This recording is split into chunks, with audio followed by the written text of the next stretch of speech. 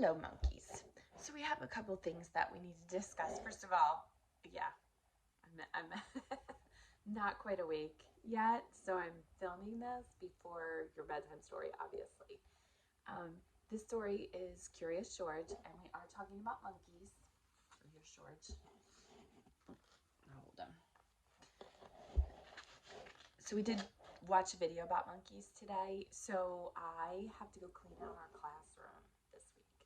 So sad. I have to go clean out our classroom this week. So I'm going to read to you at different times of the day.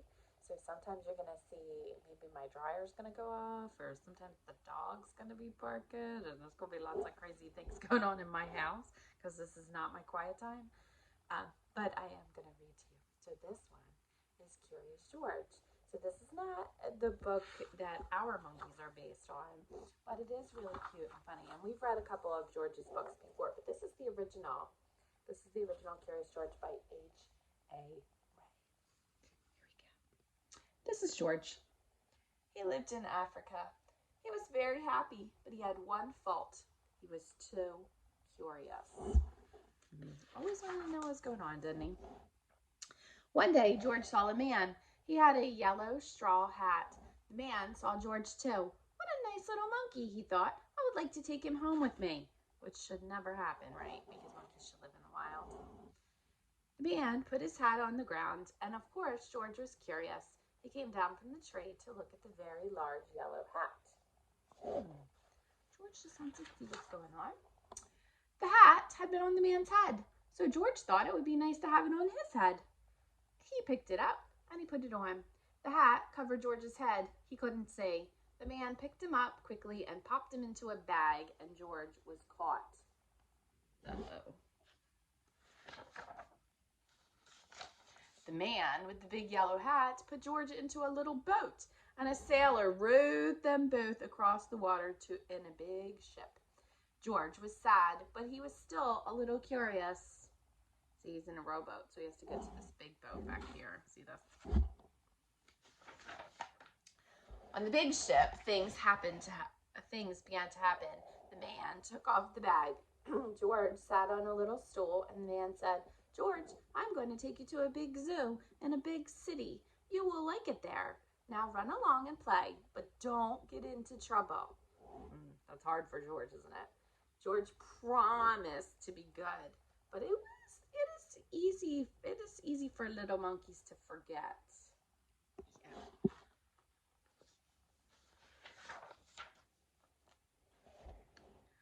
On the deck, he found some seagulls. He wondered how they could fly. He was very curious. Finally, he had to try. It looked easy. Oh, what happened?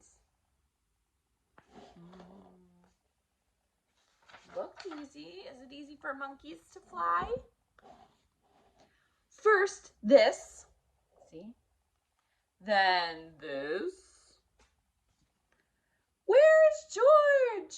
The sailors looked and looked. At last they saw him struggling in the water, almost tired out.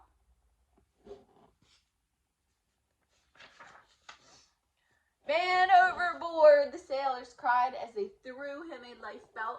George caught it and held on, and at last he was safe on board. So they saved him, see? Look, I have a big George too. I have a little George and a big George. After that, George was more careful to be a good monkey until at last the long trip was over.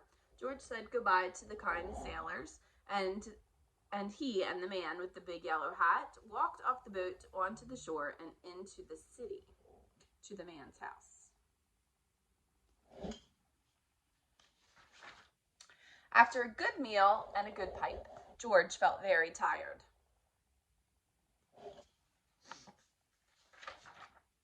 He crawled into bed and he fell asleep at once. So at least here he has a bed, right?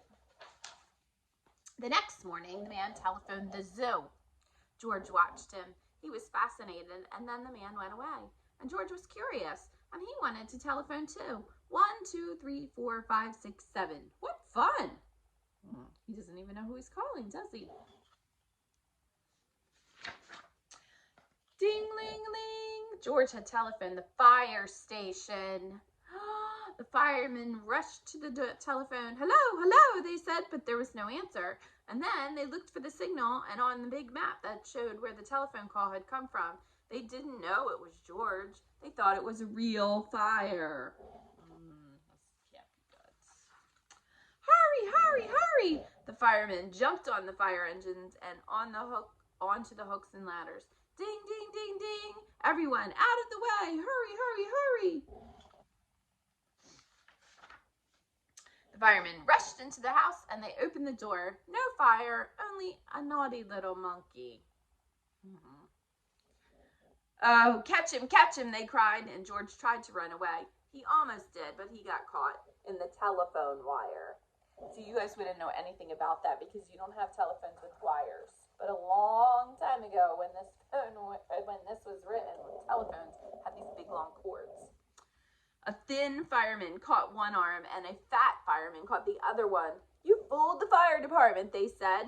We will have to shut you up where you can't do any more harm. They took him away and they put him in prison. I think that's a bit much for making a phone call, but you shouldn't call the fire department unless you need them. George wanted to get out. He climbed to the window to try the bars.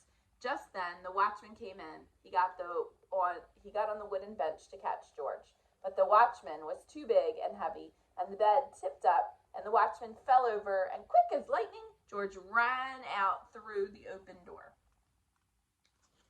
He escaped. Down in the street, outside the prison walls, stood a balloon man. A little girl bought a balloon for her brother, and George watched. He was curious. He felt that he must have a bright red balloon, and he reached over and he tried to help himself. What do you think happened? A little monkey with a lot of balloons, look. Instead of one balloon, the whole bunch broke loose, and in an instant the wind whisked them all away. And with them went George, holding tight with both hands. There he goes. Up, up, he sailed higher and higher. The houses looked like toys, and the people like dolls. George was frightened. He held on very tight. At first, the wind blew in great gusts, and then it quieted, and finally it stopped blowing altogether. George was very tired. Down, down he went, bump, onto the top of the traffic light. Everyone was surprised. The traffic got all mixed up. George didn't know what to do, and then he heard someone called, George! He looked down and he saw his friend, the man with the big yellow hat. George was very happy. The man was happy too, and George slid down the post, and the man with the big yellow hat put him under his arm, and then he paid the balloon man for all the balloons. And then George and the man climbed into the car, and at last they went, where do you think they went? To the zoo! What a nice place for George to live.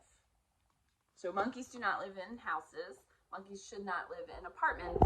Monkeys can live in zoos. They would prefer to live in the wild. But either way, have a wonderful night.